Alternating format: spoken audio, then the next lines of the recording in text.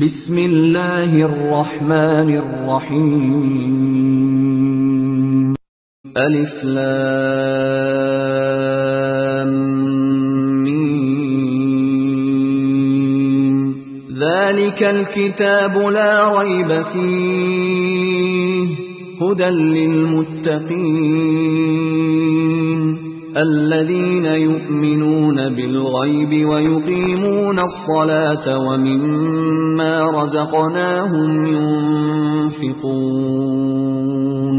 والذين يؤمنون بما أنزل إليك وما أنزل من قبلك وبالآخرة هم يوقنون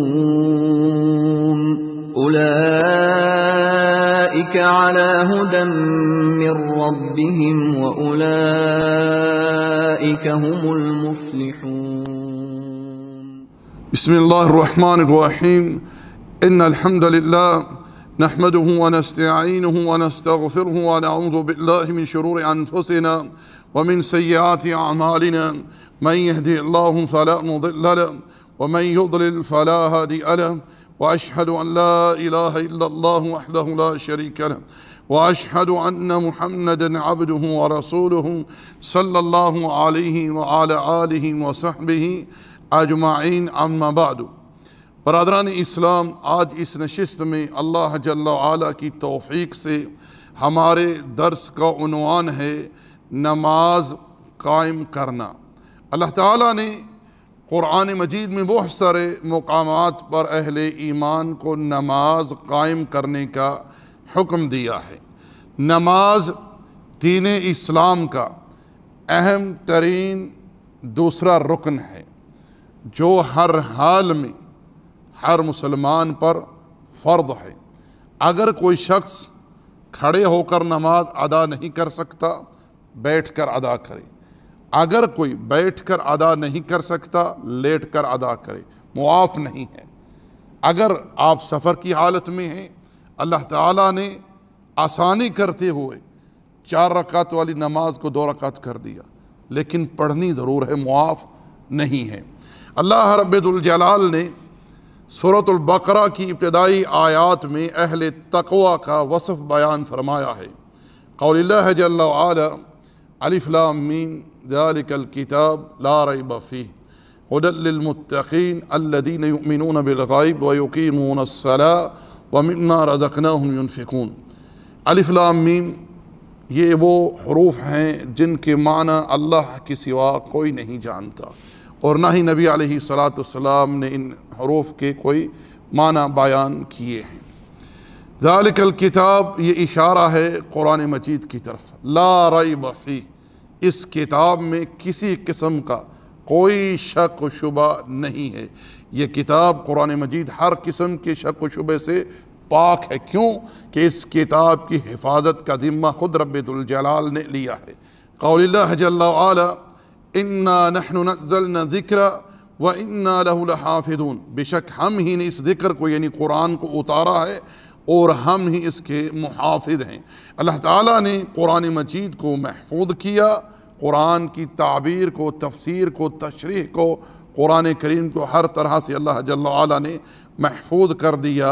یہ قرآن اللہ تعالیٰ کی حفاظت میں، اس میں کوئی شک و شبہ نہیں ہے. فرمایا کہ یہ کتاب ہدایت ہے ان لوگوں کے لیے جو اہل تقوی ہیں، جن کے دلوں میں تقوی ہے، رب کی خشیت ہے. فرمایا کہ ان کے اوصاف کیا ہیں؟ الذین یؤمنون بالغیب، وہ غائب پر یقین رکھتے ہیں، یعنی وہ امور جو انہوں نے اپنی آنکھوں سے نہیں دیکھے ان پر بھی وہ یقین رکھتے ہیں. اللہ کو نہیں دیکھا، ایمان رکھتے ہیں کہ اللہ اس کائنات کا خالق ہے، مالک ہے، مدبر ہے، رازق ہے، اور وہیں اکیلا جل وعلا ہر قسم کی عبادت کا مستحق ہے، وہی ہر قسم کی تعریف کا مستحق ہے جل وعلا. اسی طرح ملائکہ کو نہیں دیکھا، ایمان رکھتے ہیں. اسی طرح یوم آخرت پر یقین رکھتے ہیں. انبیاء سابقین کو نہیں دیکھا، نبی علیہ السلام سے پہلے جو انبیاء آئے انہیں نہیں دیکھا، لیکن قرآن نے بیان کیا ہے، یقین رکھتے ہیں، ایمان رکھتے ہیں کہ رب نے جو کچھ اس کتاب میں بیان فرمایا ہے وہ حق ہے، سچ ہے۔ اللہ نے جو اپنے رسول کی زبان سے کہلوایا ہے وہ حق ہے، وہ سچ ہے، وہ سب پر یقین رکھتے ہیں، ایمان رکھتے ہیں۔ فرمایا وَيُقِيمُونَ الصَّلَاةَ، وہ نماز قائم کرتے ہیں، نماز قائم کرتے ہیں۔ وَمِمَّا رَزَقْنَاهُمْ يُنْفِقُونَ، اور جو رزق ہم نے انہیں دیا ہے اس میں سے وہ خرچ کرتے ہیں اللہ جل وعلا کی خوشنودی کے لیے۔ پیارے بھائیو، نماز قائم کرنے کے تعلق سے پہلا اور بنیادی قاعدہ یہ ہے کہ نیت خالص اللہ کے لیے ہو۔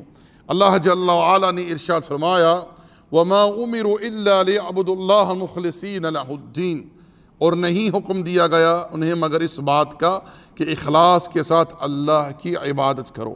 أَلَا لِلَّهِ الدِّينُ الْخَالِص، ہر قسم کا دین خالص اللہ کے لیے ہو، ہر عبادت خالص اللہ کے لیے ہو۔ نیت کے دو رکن ہیں، ایک تو یہ کہ جو عمل انسان کرنے جا رہا ہے وہ عمل خالص اللہ کے لیے ہو، اللہ کی خوشنودی کے لیے ہو، اللہ کے قرب کے لیے ہو۔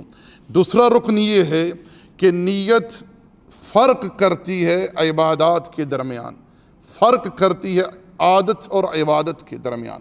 آپ مثال یوں سمجھ لیجئے، ایک شخص مسجد میں داخل ہوتا ہے، اب اس کی نماز ظہر گزر چکی ہے، لیٹ ہو گئی ہے، عصر کا وقت بھی نکل گیا، اب اس نے دو نمازیں ادا کرنی ہیں، ظہر کی اور عصر کی۔ اب وہ ترتیب سے ادا کرے گا۔ اب دیکھ لے دونوں نمازوں میں رکعتیں ایک جیسی ہیں، کیفیت پوری ایک جیسی ہے، قرات ایک جیسی ہے، ظہر میں بھی قرات سری ہے، عصر میں بھی سری ہے۔ اب ان دونوں نمازوں میں فرق کیسے ہوگا؟ اور یہ بات بھی میں بتلا دوں کہ زبان سے نیت کرنا کسی عبادت کی، نماز ہو، زکوٰۃ ہو، روزہ ہو، اللہ کے رسول علیہ السلام سے ثابت نہیں ہے، اللہ کے رسول علیہ السلام سے ثابت نہیں ہے۔ نبی علیہ السلام جب نماز کے لیے کھڑے ہوتے اپنا چہرہ قبلے کی طرف کرتے اور اللہ اکبر کہہ کر نماز میں داخل ہوتے صلی اللہ علیہ وسلم۔ تو اب وہ کیسے فرق کرے گا؟ اب میں نے بتلا دیا ہے کہ زبان سے نیت کرنا اللہ کے پیغمبر کی سنت نہیں ہے اور نہ ہی آپ کی کوئی تعلیم ہے۔ اب وہ دل کے اندر نیت کرے گا، اور نیت کا جو مقام ہے، جو جگہ ہے، وہ انسان کا دل ہے۔ وہ کیا ہے؟ انسان کا دل ہے۔ دل میں وہ نیت کرے گا کہ اب وہ ظہر کی نماز ادا کر رہا ہے، ظہر کی ادائیگی کے بعد وہ نیت کرے گا کہ اب وہ عصر کی نماز ادا کر رہا ہے۔ تو نیت کے یہ دو رکن ہمارے ذہن میں ہونے چاہیے، ایک تو یہ عمل خالص اللہ کے لیے ہو، دوسرا یہ کہ عمل کے اندر نیت جو ہے یہ فرق کرتی ہے کہ انسان کون سا عمل کر رہا ہے، تمیز ہے عمل کے درمیان، عادت اور عبادت کے درمیان۔ پاس میرے اسی طرح دوسرا قاعدہ اصول یہ ہے کہ نماز انسان نبی علیہ السلام کی سنت کے مطابق ادا کرے۔ نماز میں کیفیت جو ہے، ادائیگی جو ہے، وہ نبی علیہ السلام کی سنت کے مطابق ہو۔ اللہ کے رسول علیہ السلام جیسا کہ صحیح بخاری وغیرہ میں یہ حدیث موجود ہے کہ ایک دفعہ مسجد میں تشریف فرما تھے۔ ابو ہریرہ رضی اللہ تعالیٰ عنہ اس حدیث کے راوی ہیں، بیان کرتے ہیں کہ نبی علیہ السلام ایک مرتبہ مسجد میں تشریف فرما تھے، ایک شخص آیا، اس نے آ کر نماز ادا کی، پھر وہ اللہ کے رسول علیہ السلام کی خدمت میں آیا اور اس نے آ کر آپ کو سلام کہا۔ آپ نے سلام کا جواب دیا اور اسے کہا کہ لوٹ جا، تو نے نماز نہیں پڑھی، نماز دوبارہ ادا کر۔ وہ شخص لوٹ جاتا ہے، پھر نماز ادا کرتا ہے، پھر آتا ہے، آ کر خدمت نبوت میں سلام عرض کرتا ہے، آپ اس کے سلام کا جواب دیتے ہیں، پھر ارشاد فرماتے ہیں کہ لوٹ جا، تو نماز پڑھ، تو نے نماز نہیں پڑھی۔ پھر وہ لوٹ جاتا ہے تیسری مرتبہ، نماز پڑھتا ہے، پھر آتا ہے، سلام عرض کرتا ہے، اللہ کے رسول اس کے سلام کا جواب دیتے ہیں اور ارشاد فرماتے ہیں کہ لوٹ جا، تو نماز پڑھ، تو انہیں نماز نہیں پڑھی۔ پھر وہ عرض کرتے اللہ کے رسول قسم ہے اس ذات کی جس نے آپ کو حق کے ساتھ نبی بنا کر بھیجا ہے، میں اس سے بہتر نماز پڑھنی نہیں جانتا۔ پھر اللہ کے رسول علیہ السلام خود کھڑے ہوئے اور اسے نماز کا طریقہ سکھلایا، نماز کا ادب بتلایا۔ وہ شخص رکوع اور سجود میں جلد بازی سے کام لے رہا تھا۔ نبی علیہ السلام نے اسے تعلیم دی کہ جب تو قیام کرے تو اس طرح کر، رکوع کرے تو اس طرح کر، رکوع کے بعد کھڑا ہو، سجدہ کرے تو اس طرح کر، پھر سجدے کے درمیان جو وقفہ ہے اس میں بیٹھ، اپنی کمر کو سیدھا کر لے، پھر دوسرا سجدہ کر۔ یعنی پورا طریقہ اللہ کے رسول علیہ السلام نے اس شخص کو نماز کا سکھلایا۔ اور نبی علیہ السلام کا ارشاد ہے صلو کما رأیتمونی اصلی، نماز اس طرح پڑھو جس طرح مجھے پڑھتے ہوئے دیکھتے ہو۔ اب صحابہ کرام نے اپنی آنکھوں سے نبی علیہ السلام کو دیکھا، دیکھ کر آپ سے نماز کا طریقہ سیکھا اور نماز کو ادا کیا۔ اب جب کہ ہم نے نبی علیہ السلام کی حیات کو، زندگی کو نہیں پایا، آپ ہم سے پہلے وفات پا چکے ہیں صلی اللہ علیہ وسلم، اب آپ کی نماز کا طریقہ ہمیں کہاں سے ملے گا؟ آپ کی نماز کا طریقہ ہمیں احادیث سے ملے گا، کیونکہ اللہ جل وعلا نے قرآن کریم کی ہر طرح سے حفاظت فرمائی ہے۔ قرآن کے حروف محفوظ ہیں، قرآن کے احکام محفوظ ہیں۔ اب آپ سوچیں کہ رب ذوالجلال نے اپنے بندوں کو نماز قائم کرنے کا حکم دیا ہے، اب یہ کیسے ہو سکتا ہے؟ اللہ تعالیٰ نماز قائم کرنے کا حکم تو دے رہا ہے، لیکن نماز ادا کیسے کرنی ہے وہ طریقہ ہی بندے نہیں جانتے، تو کیسے رب ذوالجلال کے حکم پر عمل کر سکیں گے؟ اب اس سے پتہ کیا چلا، جس طرح رب ذوالجلال نے اپنی کتاب کی حرفاً بحرفاً حفاظت فرمائی ہے، اسی طرح قرآن کی تعبیر، تفسیر، تشریح جو احادیث رسول اللہ ہے، سنت رسول اللہ ہے صلی اللہ علیہ وسلم، اس کی بھی حفاظت فرمائی ہے۔ اب ہمیں احادیث سے پتہ چلے گا کہ ہمارے پیارے نبی علیہ السلام کس طرح نماز ادا کیا کرتے تھے، اور احادیث کے اندر طریقہ موجود ہے۔ صحابہ کرام نے وہ طریقہ امت کو بتلایا ہے، سکھلایا ہے۔ بہت بڑے اجلہ صحابہ لوگوں کے سامنے کھڑے ہوتے اور بتلاتے کہ ہم نے اللہ کے پیغمبر کو اس طرح نماز پڑھتے ہوئے دیکھا ہے۔ حتیٰ کہ ایک شخص نے 10 صحابہ کرام کے سامنے کھڑے ہو کر کہا واللہ میں نے اس طرح اللہ کے پیغمبر کو نماز ادا کرتے ہوئے دیکھا ہے۔ احادیث کے اندر موجود ہے، اب آپ خود دیکھ لیں، احادیث کی کتابیں اپنے گھروں میں لائیں، بخاری لائیں، مسلم لائیں، احادیث کے اندر نماز کا طریقہ موجود ہے۔ دیکھیں کہ اللہ کے رسول علیہ السلام کس طرح نماز کے لیے ہاتھ اٹھاتے، کہاں تک اٹھاتے، کیسے اٹھاتے، کیا کیفیت ہوتی۔ اس کے بعد آپ دیکھیں کہ کس طرح اللہ کے رسول ہاتھ باندھتے، کہاں ہاتھ رکھتے۔ اسی طرح کس طرح اللہ کے رسول علیہ السلام ٹھہر ٹھہر کر قرات کرتے، پھر آپ رکوع کرتے، کس طرح آپ کی کیفیت ہوتی رکوع میں۔ اسی طرح قیام میں آپ کھڑے ہوتے، کیسے کھڑے ہوتے، اور آپ کی نگاہ حالت قیام میں کہاں ہوتی۔ اسی طرح آپ علیہ السلام جب رکوع سے اٹھتے تو کتنی دیر کھڑا رہتے، کیسے کھڑا رہتے، کیا پڑھتے۔ اسی طرح آپ علیہ السلام سجدے میں جاتے، کیسے سجدہ کرتے، آپ کے ہاتھ کیسے ہوتے، آپ علیہ السلام کے پاؤں کس طرح ہوتے، پیچھے کھڑے ہوتے یا بچھا دیتے پاس میں۔ اسی طرح سجدے میں کیا پڑھتے، سجدے سے اٹھتے، دونوں سجدوں کے درمیان کتنا وقفہ ہوتا، کیا اس میں پڑھتے، تشہد میں کس طرح بیٹھتے، یہ ساری چیزیں احادیث کے اندر موجود ہے۔ اب ہمیں پتہ کیسے چلے گا؟ جب ہم احادیث کو پڑھیں گے تو ہمیں پتہ چلے گا نا۔ اب نبی علیہ السلام کی احادیث کو پڑھیے اور نماز کا طریقہ سیکھیے، یہ دوسرا قاعدہ ہے۔ تیسرا قاعدہ یہ ہے کہ نماز کو اس کے وقت پر ادا کیا جائے۔ اللہ جل وعلا کا ارشاد ہے ان صلاۃ کانت علی المؤمنین کتابا موقوتا، یقیناً بے شک نماز اہل ایمان پر وقت مقررہ پر فرض کی گئی ہے۔ ہر نماز کے اوقات ہیں، نبی علیہ السلام نے اپنے قول اور فعل سے اوقات امت کو بتلائے ہیں۔ آپ علیہ السلام کے سامنے اس شخص کا ذکر کیا گیا جو سورج کے طلوع ہونے تک سویا رہتا ہے۔ آپ علیہ السلام نے ارشاد فرمایا کہ یہ وہ شخص ہے جس کے کان میں شیطان پیشاب کرتا ہے، شیطان پیشاب کرتا ہے۔ تو نماز کو اس کے وقت پر ادا کیا جائے۔ اللہ کے رسول علیہ السلام سے پوچھا گیا اللہ کے پیغمبر اعمال میں کون سا عمل افضل ہے؟ آپ علیہ السلام نے ارشاد فرمایا کہ نماز کو اس کے وقت پر ادا کرنا، نماز کو اس کے وقت پر ادا کرنا۔ بات سمجھیں۔ اسی طرح چوتھی چیز ہے نماز کو اطمینان سے ادا کرنا، نماز کو اطمینان سے ادا کرنا۔ میرے بھائیو، ہم نے دیکھا کہ بہت سارے لوگ نماز میں جلد بازی سے کام لیتے ہیں، کھڑے ہوتے ہیں، رکوع کرتے ہیں، سجدہ کرتے ہیں، تشہد میں بیٹھتے ہیں، یعنی بعض اوقات کچھ ایسے لوگ بھی ہم نے دیکھے ہیں جو 2 منٹ کے اندر 4 رکعتیں پڑھ لیتے ہیں۔ اب کیا یہ نہ پڑھتے ہیں؟ اللہ عالم۔ نماز کو اطمینان سے ادا کریں۔ اسی طرح کچھ لوگوں کو ہم نے دیکھا ہے کہ جب وہ نماز کے لیے آتے ہیں، اگر نماز کھڑی ہو چکی ہے پھر بھاگتے ہیں، دوڑ لگاتے ہیں۔ اللہ کے پیغمبر نے اس چیز سے منع فرمایا ہے۔